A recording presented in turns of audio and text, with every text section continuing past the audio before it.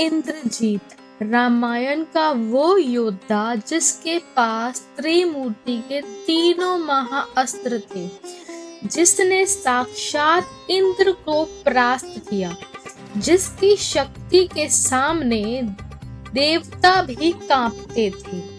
लेकिन क्या आपने कभी सोचा है कि इतना शक्तिशाली योद्धा जिसे ब्रह्मांड में कोई नहीं हरा सकता था, वो अयोध्या के एक राजकुमार के हाथों कैसे मारा गया, जिसने 14 साल से अन्न और निद्रा का त्याग किया था।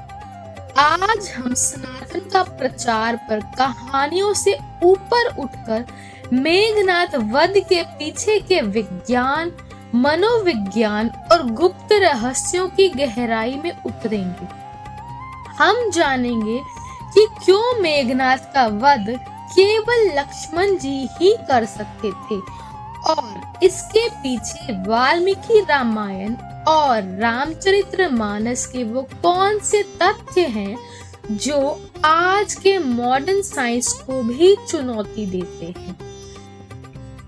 रावण ने ज्योतिष के नियमों को तोड़कर मेघनाद का जन्म कराया था। उसने सभी ग्रहों को उच्च भाव में कैद कर दिया था ताकि उसका पुत्र अजयी बने।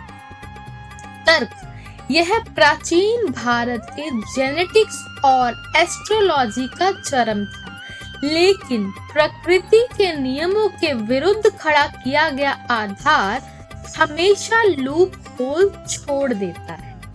मेघनाद ने केवल शारीरिक युद्ध नहीं किया, उसने नाद विद्या यानी साइंस ऑफ साउंड सिद्ध की थी।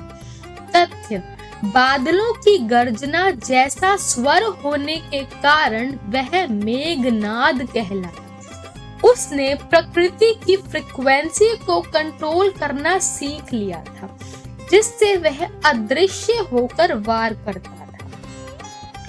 14 वर्ष का अखंड व्रत मेघनाद को वरदान था कि उसका वध वही करेगा जो 14 वर्ष तक न सोया हो, न जिसने खाया हो और जिसने अपनी वासनाओं को जीत लिया हो।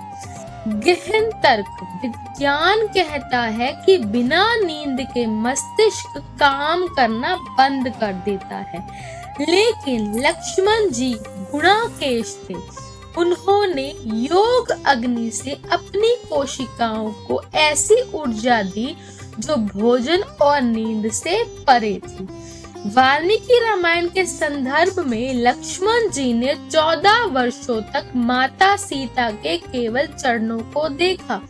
यह इंद्रिय निग्रह की पराकाष्ठा थी। मेघनाद माया का स्वामी था, लक्ष्मण योग की।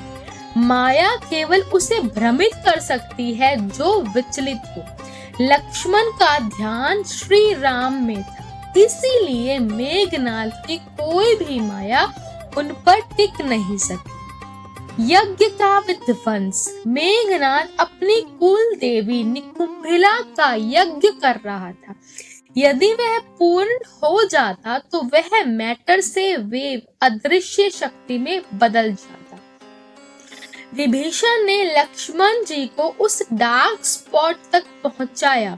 यह सिखाता है कि बुराई को उसकी जड़ पर मारना अनिवार्य है। ब्रह्मास्त्र का सम्मान जब युद्ध में मेघनाद ने ब्रह्मास्त्र चलाया तो लक्ष्मण जी ने उसे चुनौती नहीं दी। तथ्य लक्ष्मण जी ने उस अस्त्र को प्रणाम किया।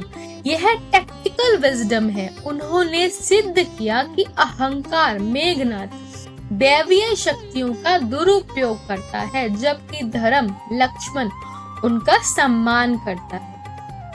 अस्त्र ने लक्ष्मण को हानि नहीं पहुंचाई क्योंकि वे स्वयं धर्म के रक्षक थे। मेघनाद को मारना असंभव था जब तक कि सत्य का आवाहन न किया जाए। लक्ष्मण जी ने अपने अंतिम बाण पर जो कमांड दिया वो सनातन इतिहास का सबसे बड़ा ट्रुथ टेस्ट है। धर्मिष्ठः सत्ये संघर्ष रामो दार्शत यदि तदैनम जहि सौमित्रे रावणम पुत्र माहवे। लक्ष्मण जी ने अपनी ताकत की शपथ नहीं ली। उन्होंने कहा, यदि श्री राम सत्य हैं तो यह बाण मेघनाद का अंत करे। यह एथिकल कोडिंग थी। बाण ने मेघनाद का वध इसलिए किया क्योंकि वह सत्य की सत्ता के विरुद्ध खड़ा था। आज की सीख साथियों, मेघनाद और लक्ष्मण का यह युद्ध आज के हर प्रोफेशनल और स्टूडेंट के लिए एक सबक है। पहला, डिसिप्लिन ओवर टैलेंट। मेघनाद प्रतिभावान था पर लक्ष्मण अनुशासित थे। अनुशासन हमेशा प्रतिभा को हरा देता है। दूसरा, द पावर ऑफ फोकस। जिसकी इंद्रियां उसके वश में है उसे दुनिया की कोई भी माया डिस्ट्रैक्ट नहीं कर सकती, यानी हरा नहीं सकती। तीसरा, राइट मेंटरशिप। लक्ष्मण जी के पास विभीषण जैसा मार्गदर्शक था। बिना इन डेप्थ नॉलेज के जीत संभव नहीं है। मेघनाद का गिरना लंका के पतन की पहली बड़ी सीढ़ी थी। आज हमने इसके केवल युद्ध को नहीं, इसके पीछे के तत्व ज्ञान को समझा है।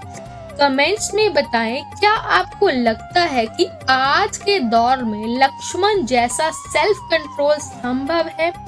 शेयर करें इस वीडियो को उन लोगों के साथ जो सनातन को केवल चमत्कार मानते हैं। उन्हें दिखाएं कि यह कितना गहरा विज्ञान है। सब्सक्राइब करें सनातन का प्रचार और जुड़े, क्योंकि अगले भाग डे 72 में हम देखेंगे कि हनुमान जी ने कैसे रावण के पाताल यज्ञ को अपनी बुद्धि से विफल किया। तर्क आपका, सत्य हमारे। प्रेम से कहिए जय श्री राम।